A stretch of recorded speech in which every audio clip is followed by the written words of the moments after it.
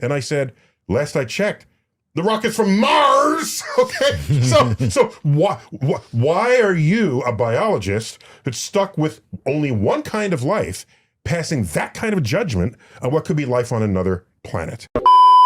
Upon seeing this little wormy thing, said, that can't possibly be life.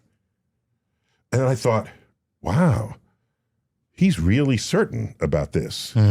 There's nothing I'm certain about in the universe that I would utter with that level of confidence. Okay, but he's certain about this. And I said, why?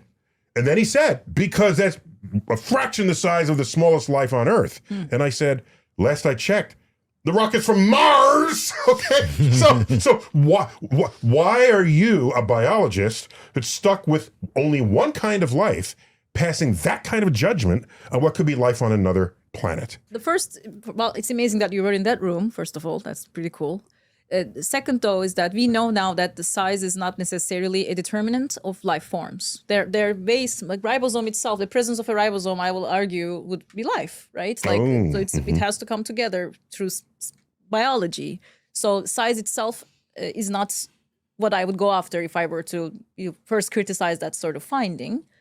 So no, size alone isn't. We know this, and that's the beauty, I think, about space exploration, is that we learn so much about what are the limits of life and what life is. Is it something that I know when I see, or is it something that I can attribute to size? Is it just some chemicals? Is it some sort of movement? Like, what is it exactly? Because that affected let me just call it a bias. Right. When we first landed on Mars, we performed tests with the Viking lander.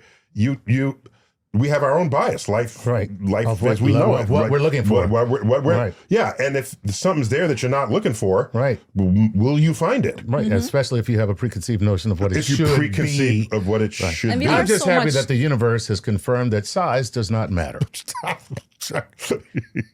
Not only that, study, of course, led to a realization that we need experts that can combine or look into some biological process on a rock and interpret it, right? Yes. We didn't have that kind of understanding. So we got to be a little bit gentle, I think, with what we know now, far more suppresses than what we thought life how it can express itself. And inform